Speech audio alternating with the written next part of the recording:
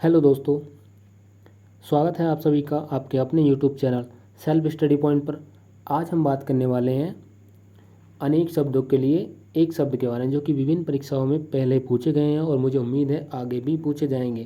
क्योंकि देखो ऐसा होता है ना कि जो क्वेश्चन सेट किया जाता है, देखो उसमें से ज़्यादातर क्वेश्चन जो हैं वो प्रीवियस ईयर ही उठाए जाते हैं। इसलिए मैं आपके लिए प्रीवियस ईयर क्वेश्चन लेकर आया हूँ जो कि विभिन्न परीक्षाओं में पूछे गए हैं। अब तक इसमें से कोई भी प्रश्न ऐसा नहीं है जो किसी न किसी परीक्षाओं में ना पूछा गया हो। इसमें से प्रत्येक प्रश्न जो मैं आपको करा रहा हूँ वो किसी न किसी परीक्षाओं में ज़रूर पूछा गया। तो इन सभी प्रश्नों को आप बहुत ध्यान से देखिए और इन सभी को आप याद करके जाइए। ठीक है, तो चलिए हम शुरुआत करते हैं। बात करते हैं हम पहले प्रश्न की। इसमें कहा गया है कि कंजूसी से धन व्यय करने वाला। तो देखो कंजूसी से जो धन व्यय करता है उसको हम क्या कहते हैं? कृपण। ठीक है। अगला है पर्वत की तलहटी। वाक्यांश के लिए एक शब्द है। इस कहने का मतलब ये है कि पर्वत की तलहटी को हम एक शब्द में क्या कह सकते हैं? तो देखिए पर्वत की जो तलहटी होती है उसे हम एक शब्द में उपत्यका कहते हैं। ठीक है। अगला है किसी की सहायता करने वाला। तो देखो किसी की सहायता करने वाला उसे हम क्या कहते हैं? सहायक कहते हैं हम। ठीक है। अगला है पीढ़ी दर पीढ़ी चला आने वाला। तो देखो पीढ़ी दर पीढ़ी जो चला आता है उस कहते हैं हम अन्वयागत। क्या कहते हैं बच्चों? अन्वयागत। ठीक है। अगला है भला चाहने वाला। तो देखो भला चाहने वाला होता है हितैषी। और अगला है जो खाने योग्य ना हो। तो देखो जो खाने योग्य ना हो वो क्या होता है? वो होता है अखाद्य। और जो खाने योग्य हो वो होता है खाद्य। ठीक है। अगला जिसके पास घर ना हो। तो देखो जिसके पास घर ना हो उसे कहते हैं हम अनिकेत। अब नेक्स्ट है अवसर के अनुरूप बदल जाने वाले को कहते हैं हम अवसरवादी। ठीक है भाई। अब अगला देखते हैं जो अपने स्थान या स्थिति से अलग ना किया जा सके। तो देखो उसे हम कहते हैं अच्युत। क्या कहते हैं हम उसको? अच्युत। ठीक है। अगला है जिस स्त्री के पुत्र और पति ना हो तो वो कहती है अवीरा। वो क्या कहलाती है? अवीरा। ठीक है भाई। अगला देखते हैं अब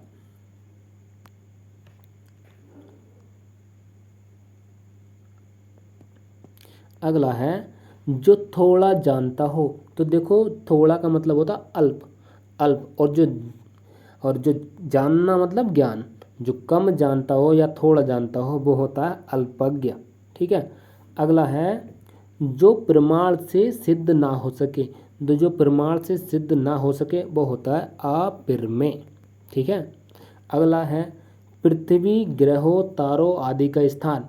पृथ्वी ग्रहों तारों आदि का स्थान क्या कहलाता है? तो अंतरिक्ष कहलाता है भाई वो। ठीक है। अगला है जिसकी उपमा ना दी जा सके। तो देखो जिसकी उपमा ना दी जा सके वो होता है अनुपम। ठीक है। नेक्स्ट है पीछे चलने वाला। तो पीछे चलने वाला कहलाता है भाई अनुगत। ठीक है। पीछे चलने वाला अनुयायी भी होता है, अनुगामी भी होता है। ठीक है। ये डिपेंड करता है कि विकल्प में हमें क्या दिया गया है। पीछे चलने वाला अनुगत भी हो सकता है, अनुयायी भी हो सकता है, अनुगामी भी हो सकता है। इन तीन शब्दों में से आपको कोई ना कोई एक शब्द उसमें विकल्प में मिल ही जाएगा। अब आप में से बहुत से का डाउट होगा कि अगर ये दोनों मिल गए तो देखो जब भी ऐसा प्रश्न आता है कि मतलब एक प्रश्न के दो विकल्प मैच हो जाते हैं तो देखो क्या होता है कि वो प्रश्न गलत मान लिया जाता है और उसका अंक सभी विद्यार्थियों को दे दिया जाता है। ठीक है। अगला है आदि से अंत तक। तो देखो आदि से अंत तक होता है अधोपांत। ठीक।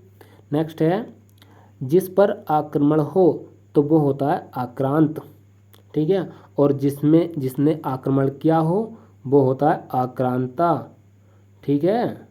आक्रांता। ठीक ठीक है भाई। अब देखते हैं अगला है जो इंद्रियों की पहुंच से बाहर हो।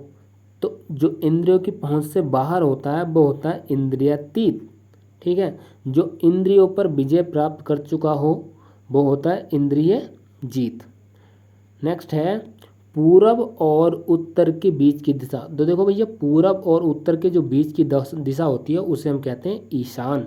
ठीक है। ये प्रश्न कई बार कई परीक्षाओं में पूछा गया है और इस प्रश्न को मैंने जब भी मैं प्रीवियस ईयर प्रश्न उठाता हूँ तो ये प्रश्न मुझे कहीं ना कहीं मिल जाता है। ये प्रश्न जो है वो ज़्यादा मोस्ट इम्पोर्टेंट प्रश्न है, ये आगे भी ज़रूर पूछा जाएगा। ठीक है। अगला देखते हैं हम अब। अगला है जो धरती फोड़कर जन्मता हो। तो जो धरती फोड़कर जन्मता है उसे कहते हैं हम उद्भिज। क्या कहते हैं हम उसे? उद्भिज। उद्भिज। अगला है अच्छे कुल में जन्म लेने वाला। तो देखो, अच्छे कुल में जन्म लेने वाला होता है कुलीन। किसी तथ्य को जानने की इच्छा रखने वाला, किसी तथ्य को जानने की इच्छा रखने वाला होता है जिज्ञासु। यानी कि उसके मन में भाई जिज्ञासा जगी हुई है कि वो कोई चीज़ को जानना चाह रहा है, किसी के बारे में वो जानना चाह रहा है, इसका मतलब वो क्या है? जिज्ञासु है। ठीक है। इंद्रियों को जीत लिया हो जिसने, जितेंद्रिय होता है भाई वो। ठीक है। जो इंद्रियों की पहुंच से बाहर हो वो इंद्रियातीत होता है। ठीक है। अगला है पैसे से मनुष्य के जीवन जीने की इच्छा बलवती होती है। तो इसमें ये थोड़ा डार्क मोड में हमने इसको दिया है कि जीवन जीने की जो इच्छा होती है उसको आप एक शब्द में बताइए कि हम क्या कह सकते हैं। तो देखो, जो जीवन जीने की इच्छा होती है उसे हम कहते हैं जिजीविषा। ठीक। अगला है तर्क के द्वारा जो माना गया हो। तो देखो, तर्क के द्वारा जो माना गया होता है उसे हम कहते हैं तर्क संगत। तर्क संगत इसका मतलब एक प्रकार से अनुमान लगाना। ठीक है। अब नेक्स्ट है गोद लिया हुआ पुत्र। गोद लिया हुआ पुत्र है तो उसे कहते हैं हम दत्तक। जो मुश्किल से प्राप्त हो। तो देखो, जो मुश्किल से प्राप्त होता है वो होता है दुर्लभ। ठीक। नेक्स्ट है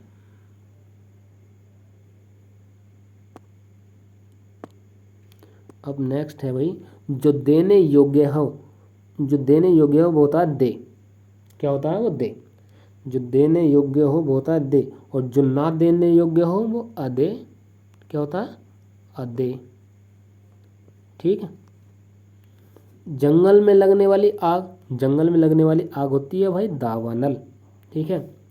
और रात में विचरण करने वाले प्राणी को हम कहते हैं भाई निशाचर। निशाचर ये किसका पर्यायवाची है? तो राक्षस का। ठीक है। जिसके हृदय में ममता नहीं है। जिसके हृदय में ममता नहीं वो होती है निर्मम। अब नेक्स्ट है जिनका प्रयोग निश्चित शब्द समुदाय या पूरे वाक्य का अतिरिक्त भावार्थ प्रदान करने के लिए होता है उसे कहते हैं हम निपात। ठीक। बिना पलक झपकाए निर्निमेष होता है भाई वो। ठीक है। पार्थिव। अब आपको बताना है कि पार्थिव किसे कहते हैं। तो देखो भाई, पार्थिव उसे कहते हैं जिसका संबंध किससे हो? पृथ्वी से हो। ठीक है। गिरा हुआ पतित। ठीक। जो आंखों के सामने हो प्रत्यक्ष, और जो आंखों के सामने ना हो वो होता है अप्रत्यक्ष। ठीक है। अब नेक्स्ट है पाप करने के बाद स्वयं दंड पाना। तो देखो, पाप करने के बाद स्वयं खुद को दंडित करना ये क्या कहलाता है भाई? ये प्रायश्चित कहलाता है। अपने पाप का क्या प्रायश्चित करना, अपने पाप का निवारण करना। ठीक है। प्रति उत्पन्नमति शब्द का वाक्यांश क्या होगा? जो तत्काल सोचकर उत्तर दे सके उसे हम क्या कहते हैं? प्रति उत्पन्नमति कहते हैं भाई हम। ठीक। नेक्स्ट है प्राणदा के लिए अनेक शब्द हैं। प्राण देने वाली दवा। ठीक। जो प्राण देने वाली दवा होती है उसे हम क्या कहते हैं? तो उसे हम प्राणदा कहते हैं। ठीक। नेक्स्ट है प्रज्ञा चक्षु। वाक्यांश के लिए एक शब्द मतलब वाक्यांश बताइए उसका। तो इसमें कहा है कि बुद्धि जिसका नेत्र हो। बुद्धि जिसका नेत्र हो। तो बुद्धि जिसका नेत्र होता है उसे क्या कहते हैं? प्रज्ञा चक्षु। ठीक है। खाने की इच्छा है के लिए, खाने की इच्छा है मतलब उसको भूख लगी है। भूख लगी है तो उसे क्या कहें? बुभुक्षा। ठीक। नेक्स्ट है अनियमित के लिए, जो नियमानुकूल ना हो उसे क्या कहेंगे हम? अनियमित। ठीक। भूमि के अंदर की जानकारी रखने वाला भूगर्भ वेत्ता। ठीक, भविष्य में होने वाला कहता है भावी। आपका भावी जीवन बहुत अच्छा होगा, आपका भावी जीवन कहते हैं तो भावी कहते हैं भविष्य को, भविष्य में होने वाला भावी। ठीक है, मोक्ष की कामना करने वाला जो होता है वो होता है मुमुक्षु। ठीक है, नेक्स्ट है जो कम खर्च करता हो, तो जो कम खर्च करता है वो होता है मितव्ययी। ठीक, अगला है जो हर समय अपना मतलब चाहता हो, तो वो होता है मतलबी स्वार्थी। अब नेक्स्ट है जो इस लोक की बात है, तो जो इस लोक की बात है तो भाई लौकिक, और जो इस लोक की बात ना होगी वो अलौकिक। ठीक, सिंपल सी बात है भाई। जो सब कुछ जानता हो, तो देखो जो सब कुछ जानता है तो वो तो भाई सर्वज्ञ है, सब कुछ जानता है भाई वो। ठीक है, एक ही समय में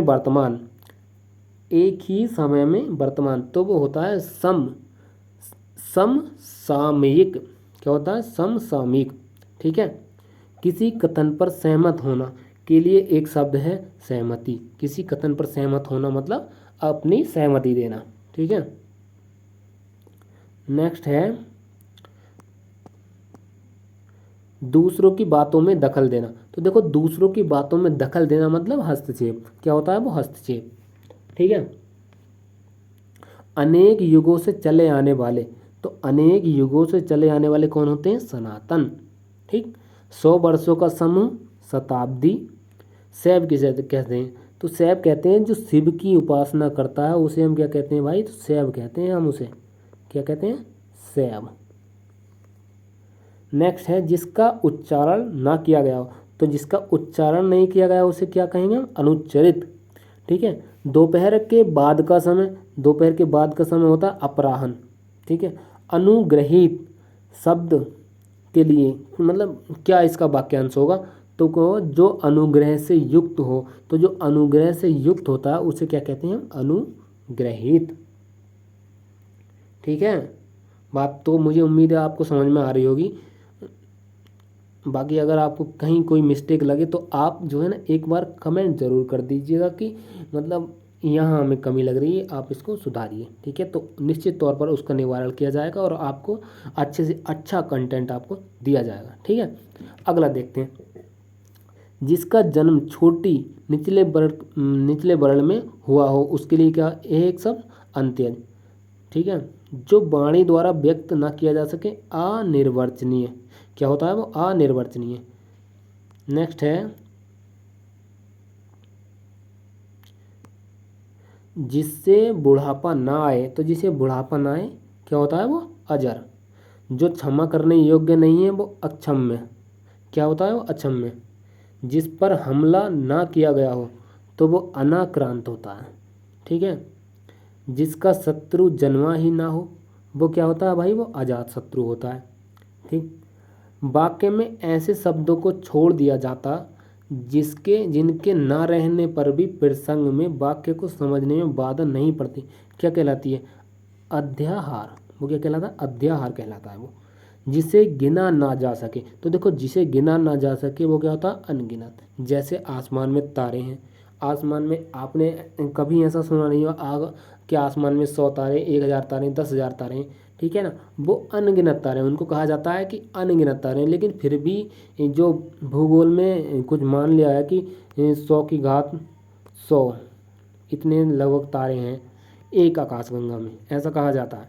ठीक है, तो ये केवल एक अनुमानित है, अनगिनत तारे हैं आसमान में। ठीक है, अगला है जिसे वाणी से व्यक्त ना कर सके तो वो क्या होते हैं? अनिर्वचनीय। जिसे वाणी व्यक्त ना कर सके वो होता है अनिर्वचनीय। ठीक, नेक्स्ट है अपराध बोध से होने वाली गिलानी। अपराध बोध से होने वाली गिलानी क्या होती है? आत्मगिलानी। ये किसे होती है? तो ये अपराधी को होती है। ठीक है भाई, मतलब उसने पहले अपराध कर दिया है, उसके बाद में जो उसे मतलब गिलानी हो रही है उसे कहते हैं हम आत्मगिलानी। ठीक है, जिसकी भुजाएं घुटनों तक लंबी हों उसे कहते हैं अजानुबाहु। ठीक, जो शीघ्र प्रसन्न हो जाए उसे कहते हैं आशुतोष। अपने जीवन पर स्वयं लिखी कथा वो क्या कहलाती है? आत्मकथा। ठीक है, जिसका संबंध अध्यात्म से है वो क्या होता है? आध्यात्मिक। ठीक, क्या होता है वो? आध्यात्मिक। ठीक है भाई। तो आज की वीडियो हम यहीं पर शुरू मतलब समाप्त करते हैं। मुझे उम्मीद है आपको ये वीडियो अच्छी लगी होगी, और अगर आपको कहीं इसमें कोई मिस्टेक लगी है तो आप मुझे उसके बारे में कमेंट में ज़रूर बताएं कि आपने यहाँ पर मिस्टेक कर दीजिए, आप यहाँ पर गलती कर रहे हैं, उसको सुधारिए। मैं आपकी बात पर निश्चित तौर से गौर दूंगा, और जो है इसका निवारण मैं निश्चित तौर पर करूँगा। ठीक है। बाकी अगर आपको वीडियो अच्छी लगी तो आप मेरे चैनल को सब्सक्राइब कर दीजिए, और अपने दोस्तों के साथ इस वीडियो को ज़रूर शेयर कर दीजिए। Thank you.